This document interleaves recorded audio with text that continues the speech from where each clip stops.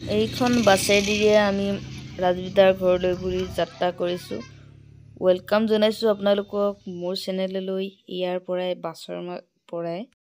আমাৰ গাঁৱৰ পৰা বাছত ফুল হৈ গৈছোঁ মানুহবিলাক আৰু চক ইমান এটা ধুনীয়া ৰাজীৱদাৰ ঘৰলৈ যোৱা ৰাস্তাবোৰত সৰিয়হডৰাৰ মাজেৰে পাৰ হৈ যাব লাগে। এনেদৰে ধুনীয়া এটা সুন্দৰ পৰিৱেশ। চক ইয়াত দলঙৰ মাজেৰে ঢলা শদিয়া দলঙৰ মাজেৰে আমি যাত্ৰা কৰিছোঁ।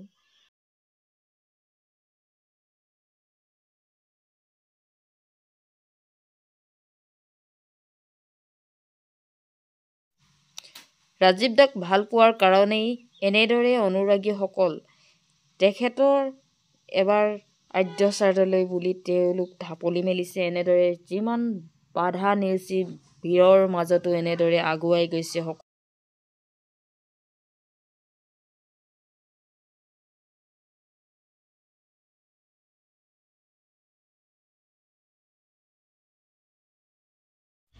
ৰাজীৱদাৰ গাঁও সোমালোহি। এনেদৰে ইমান আটক ধুনীয়া গাঁৱৰ পৰিৱেশবিলাক, কল তামোলেৰে ভৰা বাৰীবোৰ।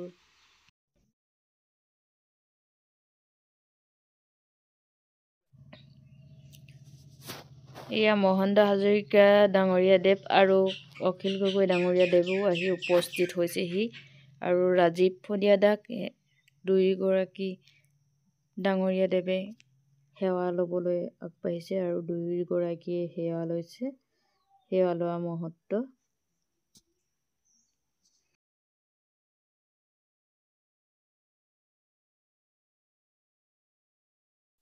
এজন শিল্পীক কিমান ভাল পালে হয়তো এনেদৰে অনুৰাগীসকল উপস্থিত হয়, সেয়া হয়তো আপুনি অনুৰাগীসকলক দেখিয়েই অনুভৱ কৰিব পাৰিছে।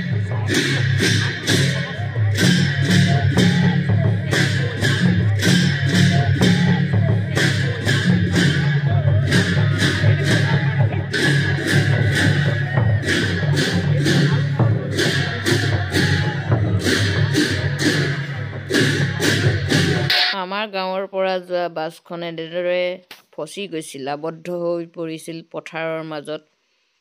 এয়া জেচিপি লগা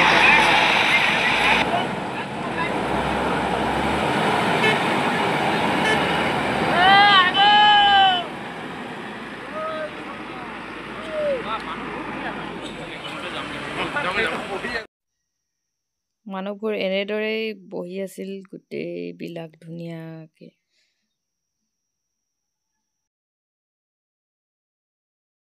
কৃষ্ণমণি দাই ৰাজীৱ দাৰ বিষয়ে কি ক'লে শুনকচোন এবাৰ আপোনালোকে। পৰিবাৰ এটা চৰকাৰী সংস্থাপনৰ খুব প্ৰয়োজন। মই আজি আহি অনুভৱ কৰিলোঁ, কাৰণ মই তাক এই গাঁওখনত কোনোদিন তাক পোৱা নাছিলোঁ। প্ৰথমবাৰ আহিলোঁ। মই আচৰিত হৈ গ'লোঁ।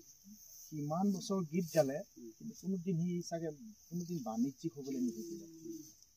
আৰু যোনে যেই মন যায় বহুত মানুহে হয়তো তেওঁ তাক ব্যৱহাৰো কৰিলে। মোৰ এনেকুৱা এটা অনুভৱ হয় যে ইমান ধুনীয়া। প্ৰত্যেকজন মানুহে মৃত্যু হ'ব এদিন, কিন্তু তাৰ পৰা আমাৰ বহুত পাব লগা থাকে।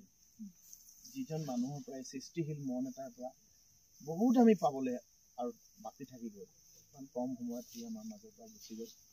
মোৰ এটাই প্ৰশ্ন মোৰ যে অসমৰ মুখ্যমন্ত্ৰী মহোদয় বা অসম চৰকাৰে ইয়াৰ এটা সঠিক সিদ্ধান্ত দিব লাগে, যে যদি এটা ভাল সিদ্ধান্ত পাওঁ আমি নিশ্চয় অসমৰ ৰাইজ বহুত উপকৃত হ'ব।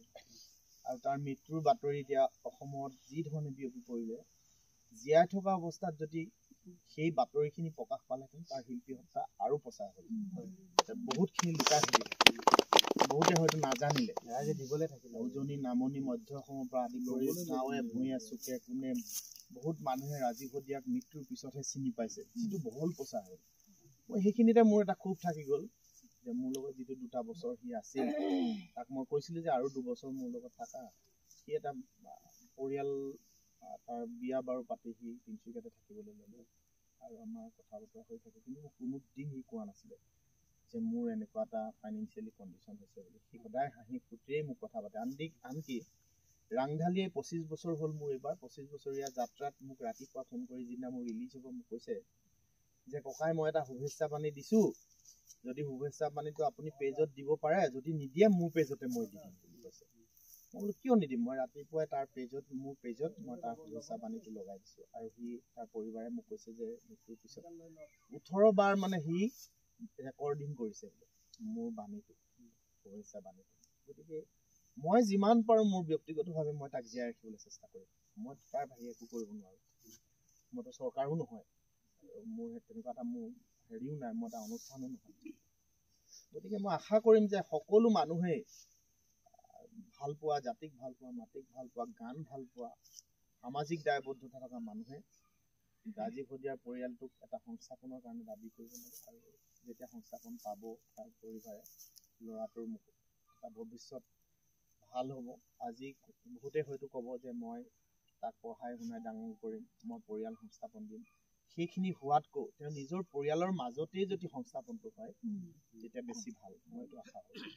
আৰু মই ভাবোঁ যে মুখ্যমন্ত্ৰী মহোদয় খুব সাংস্কৃতিকভাৱে তেওঁ খুব দায়বদ্ধ থকা ব্যক্তি, নিশ্চয় ইয়াৰ বিবেচনা কৰা। এয়া ৰাজীৱ দাৰ ঘৰৰ পাছফালে, আৰু কৃষ্ণমণি দাই কোৱাৰ নিচিনাকৈ সঁচাকৈয়ে তেখেত যেন কোনোদিন বাণিজ্যিক হ'বলৈ হয়তো নিবিচাৰিলে।